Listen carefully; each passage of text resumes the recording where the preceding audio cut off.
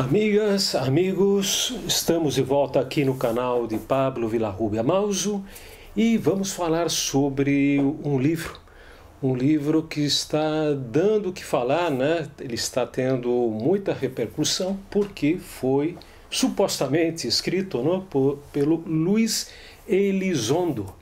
Luiz Elizondo, que foi o diretor, se supõe também, né? Se acredita que tenha sido o diretor do programa AATIP, do Departamento de Defesa e Inteligência dos Estados Unidos, ou seja, do ex-chefe do Programa de Identificação Avançada de Ameaças Aeroespaciais do Departamento de Defesa dos Estados Unidos. O livro se chama Imminent, em inglês, que na tradução com subtítulo seria Iminente, dentro do Pentágono na caça dos OVNIs, escrito pelo Luiz Elizondo.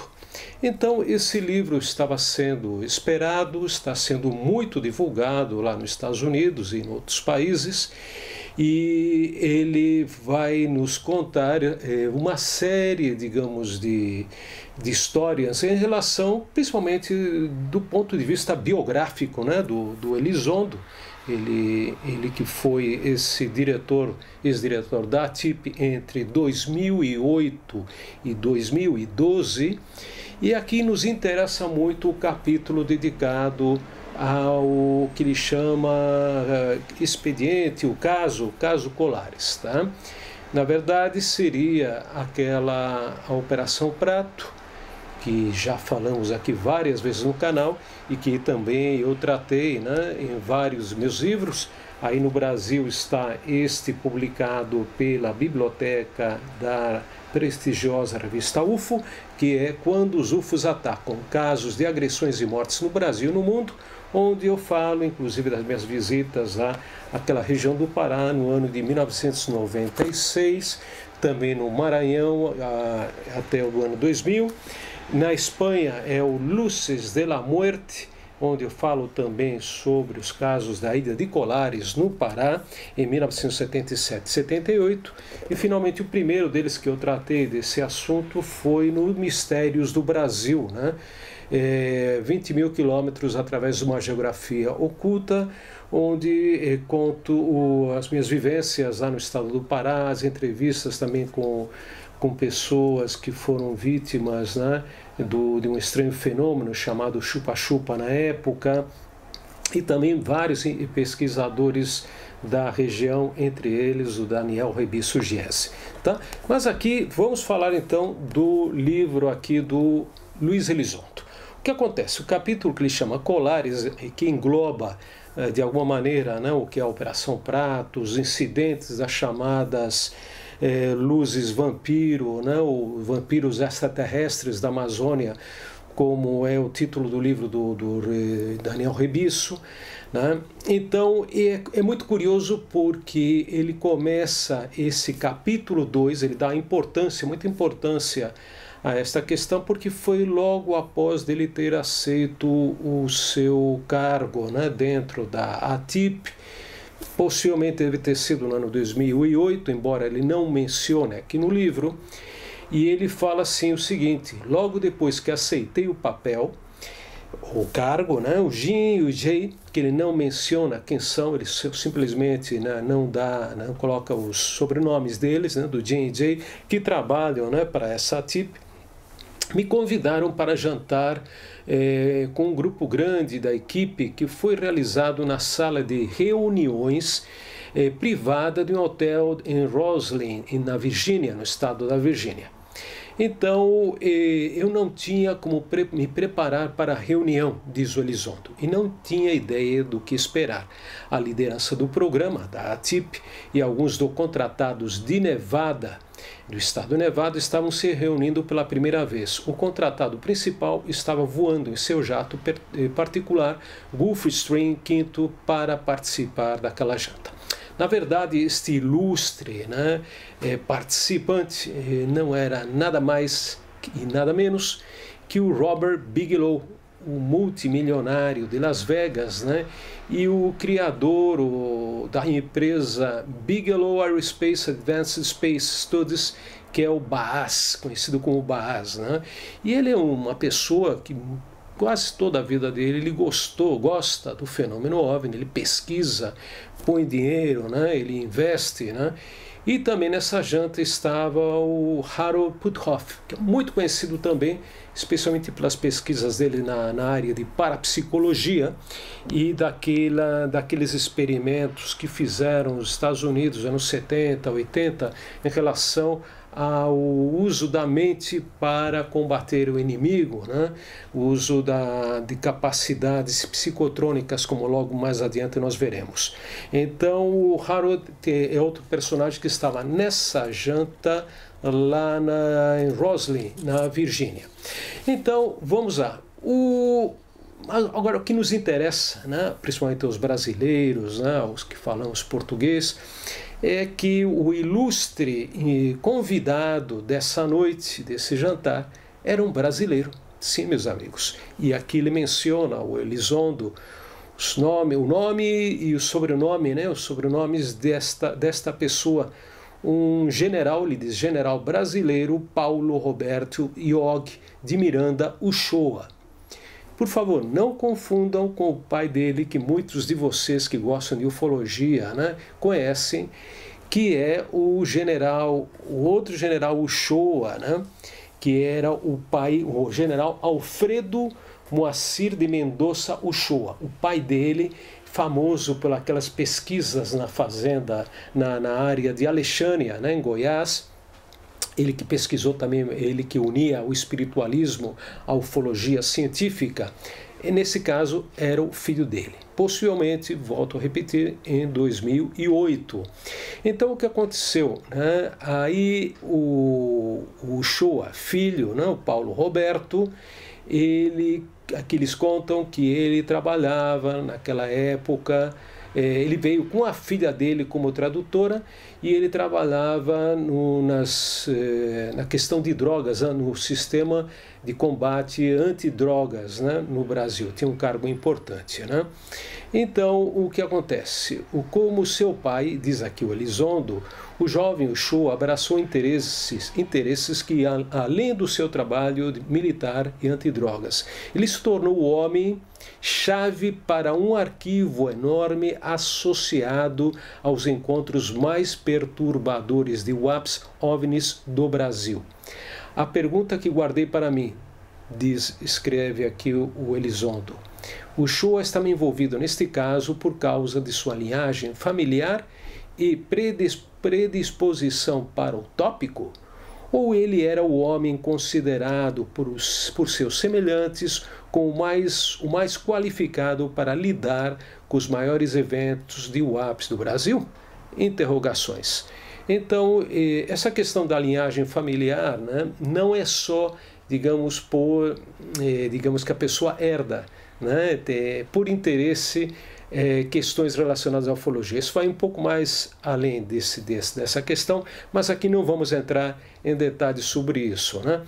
Mas ele fala também que seria a pessoa que é a pessoa-chave nos arquivos brasileiros da ufologia, ou seja, o Paulo Roberto de Miranda Uchoa, ele tinha a abertura, né? Ele tinha acesso, aliás, a esses arquivos militares do Brasil, cujos detalhes desconhecemos, com quem ele tinha contato. Sabemos que ele conheceu o célebre Irangê Holanda, a pessoa responsável pela Operação Prato, lá no Pará, entre 77 e 78, na pesquisa daquela suposta invasão de OVNIs que atacaram, feriram e até mataram pessoas naquela época, e principalmente no 77 foi quando atuou na Operação Prato, mas até aí não sabemos muito mais desse contato. Sabemos que o pai dele, sim, o Alfredo Moacir de Mendonça Uchoa, tinha estado lá no Pará, e ele continuou depois do fim da Operação Prato. Por conta dele, ele se dedicou, não que tenha pertencido ao Alfredo Moacir Uchoa, a Operação Prato, mas ele, paralelamente, ele fez seus estudos, fez suas pesquisas, fez suas vigílias, inclusive, eu acho que até os anos 80, né? E que era conhecido como Operação Alfa Ômega. Então, o general Uchoa aqui fez amizade com, ele diz aqui, com várias personalidades do Brasil e eles esperavam, vamos ver aqui,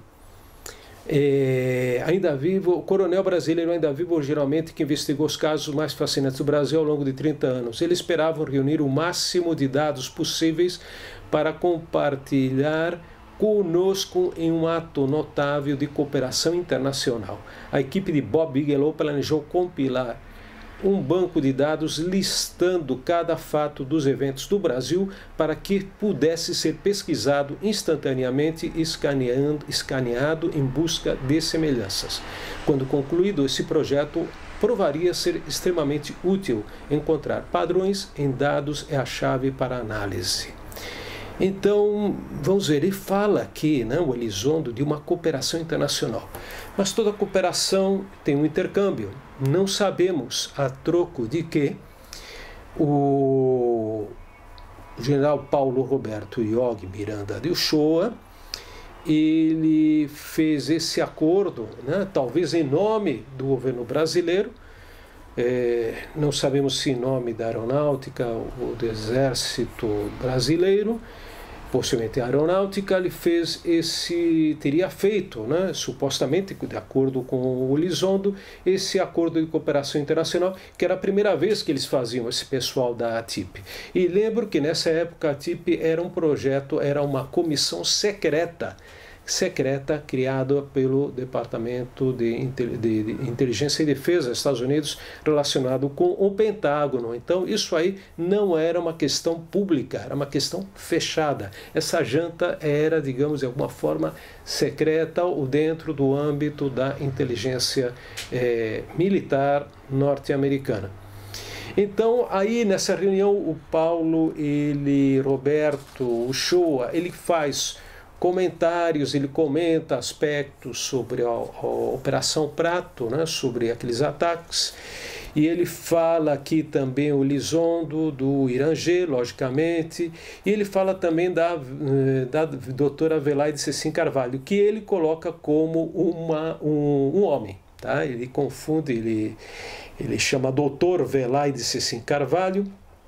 Possivelmente ele não tenha pesquisado a fundo a questão, nem viu nenhuma imagem dela, né, para cometer esse erro, porque ele volta a repetir mais adiante, aqui no mesmo capítulo de Colares, do capítulo 2 do livro, o Velaide como um homem, né, sexo masculino.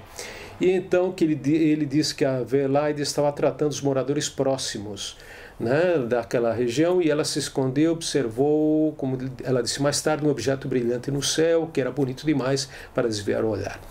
Então, ele fala aqui também um dado curioso. Pesquisadores estimam que 371 locais em vários estados brasileiros foram frequentados por essas visitas, mas o epicentro e o local da atividade mais intensa, de 77 e 78, foi a pequena ilha costeira de Colares, com uma população de cerca de 10 mil pessoas.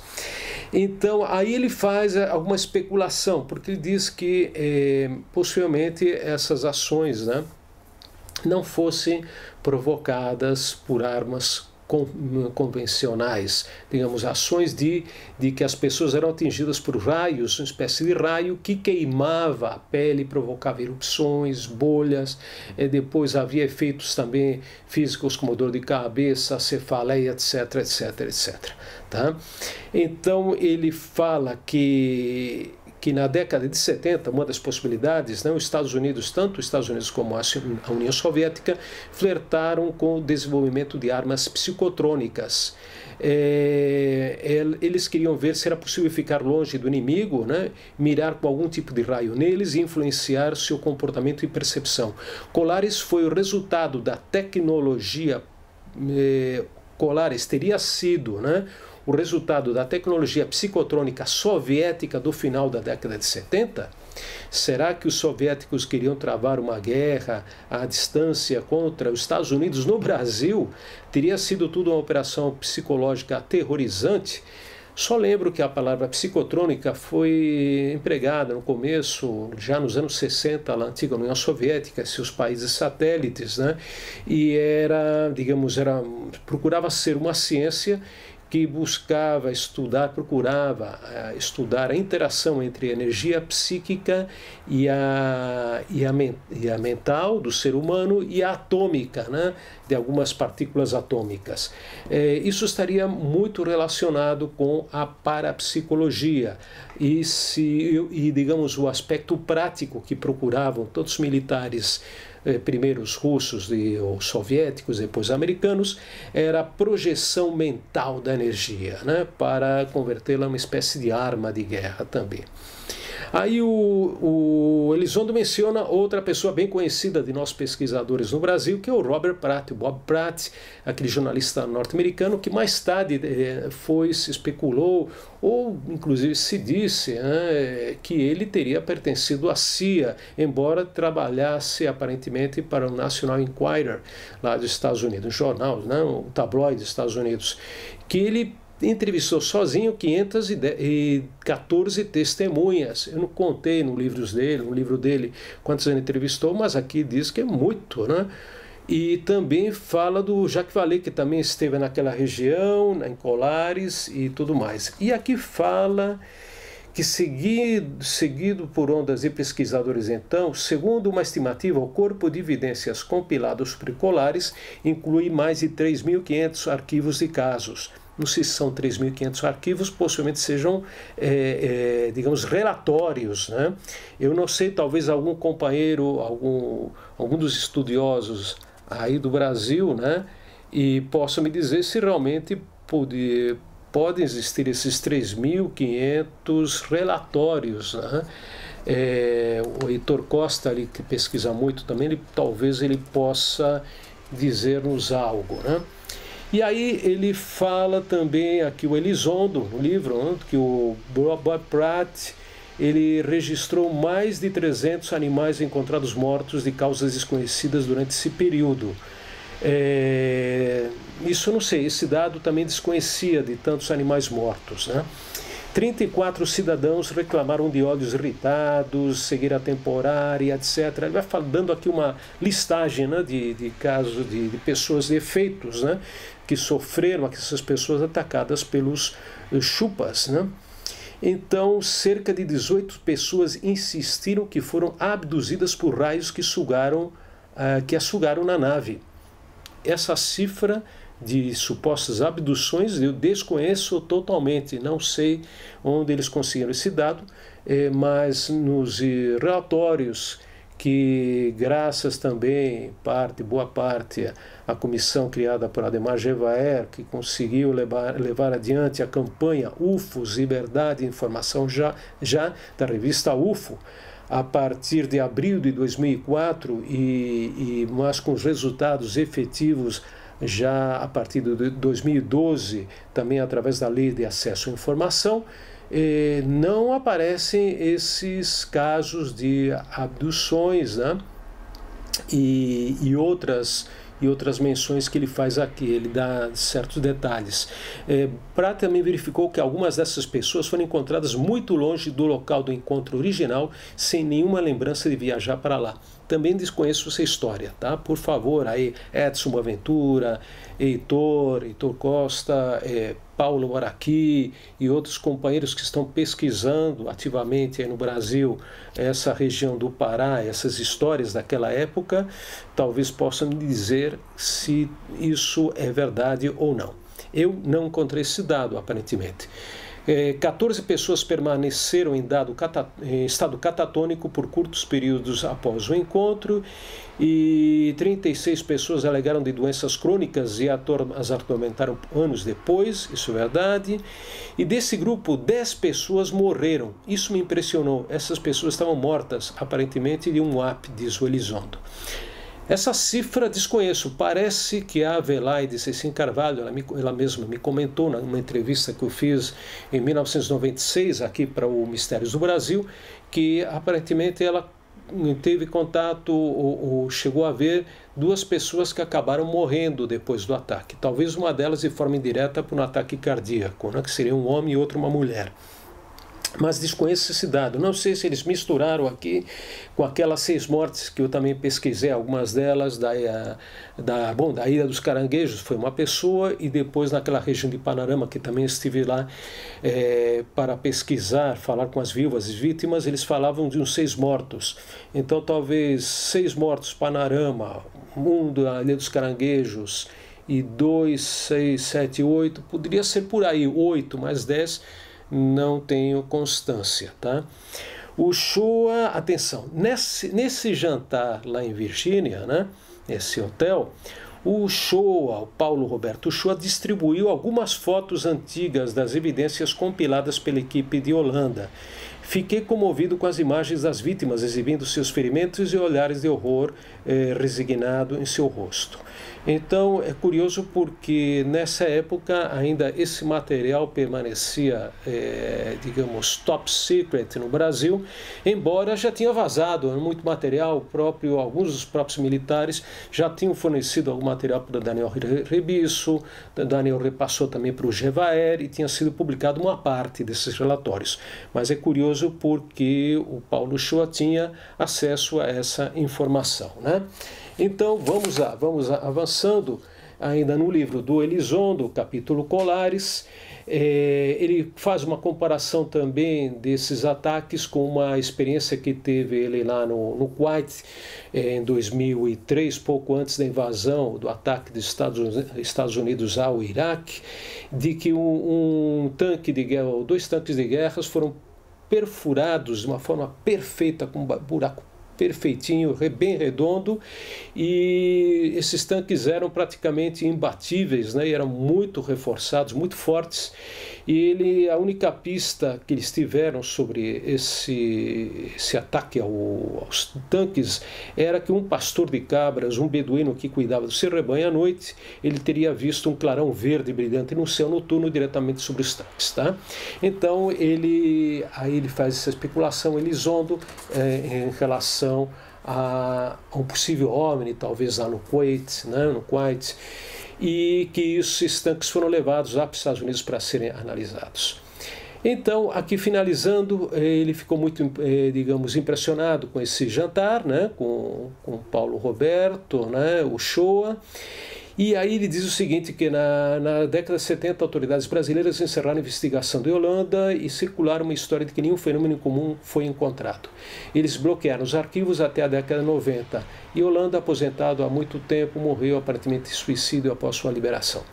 O Shoah admitiu casualmente que o governo brasileiro havia encoberto o que aconteceu em Colares. Seu comentário não surpreendeu ninguém em nosso jantar. Claro que o Brasil enterrou a verdade e que o que todo o governo fez e sempre fará. Então é isso, meus amigos, queria deixar esse comentário, deixem aí suas opiniões, né? Será que o Paulo Roberto Yogi, o Shoah, fez bem em dar esses dados aos Estados Unidos, né? Há pessoas que acreditam que parte do material que está nos Estados Unidos poderia ter sido parte desse acordo, né, secreto, né, entre o governo dos Estados Unidos e o governo brasileiro, mas a troca de que não sabemos até hoje, né? Será que esse acordo beneficia o Brasil de alguma maneira?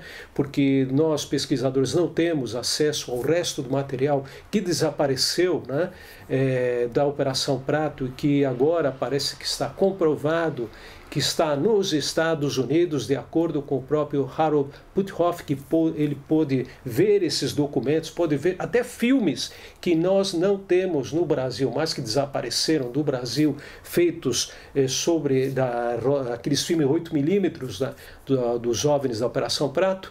Deixem a sua opinião e muito obrigado por nos escutar. Até mais.